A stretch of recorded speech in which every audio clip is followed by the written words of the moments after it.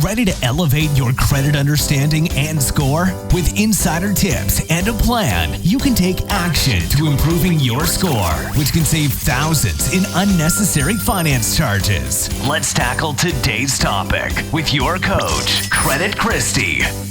Hey friends, it's Christy, your credit coach. Thank you so much for joining me for another episode.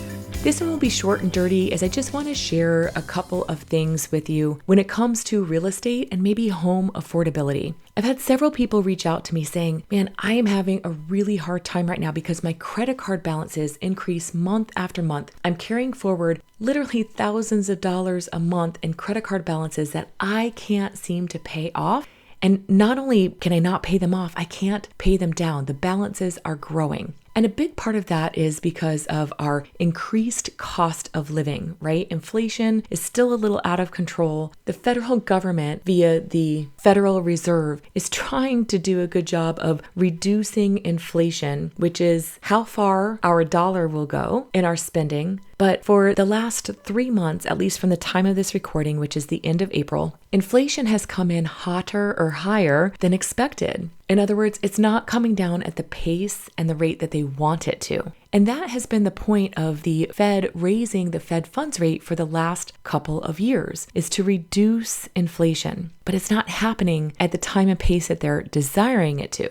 And it's having a really big toll on our personal finances and, quite honestly, our national economic situation, although the media doesn't want to share that, but you're probably feeling it and experiencing it yourself. So a couple of things I wanted to share with you. I'm going to put in the show notes a link to bankrate.com where they have a real estate cost of living calculator. And it's based off of where you live. It's super cool. So you can plug in where you live in this great country of ours and a couple of other pieces of data, and it will talk to you about the cost of living through this calculation. It's just something that you should see and something you should know. And I think it's just another tool to help us because knowledge is power.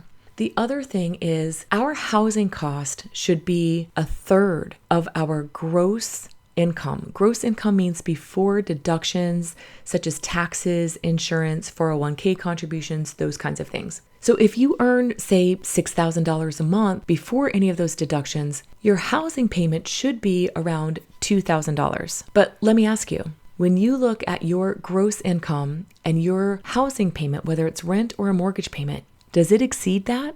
There's a really good chance, a very strong chance that it does. And if that's the case, that's the problem. That's the biggest problem because that tends to be the largest single cash outflow every single month is our housing payment. So this is before you calculate in utilities, Wi-Fi, groceries, all of those other costs just to run your household. But that is what I think is tripping up so many people right now, is that the cost of living, especially when it comes to housing, because rents have soared so much in the last few years, interest rates have increased so much, and values of real estate have just gone through the roof, but incomes have not grown at that same pace. So the cost of living is essentially outpacing our income. And let's face it, we live off of our take-home income. So after your 30-something% in taxes you just paid, and after your incredibly high dollar amount to your health insurance, and then after your contributions so that someday you have a retirement account that you can fall back on and stop working,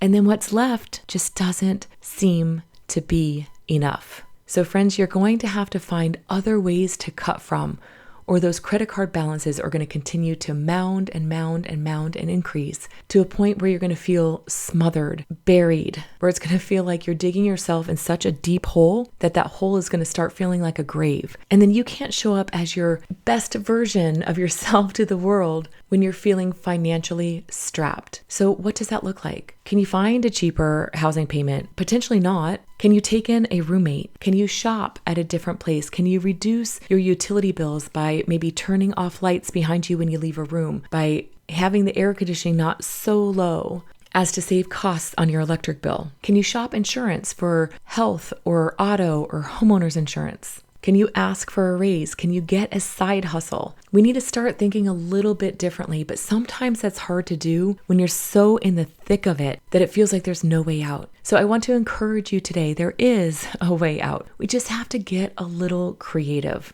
So I encourage you, start asking your subconscious, what ways can I reduce my spending? What ways could I increase my income? And leave it as that open-ended question. So that way when you're deep asleep, your subconscious can start working on your behalf to create some ideas for you that you could implement into your life. And you may not like this, but you might have to follow a budget. I know a lot of people cringe when I use that word, but what it really means is you are in charge of your outflow.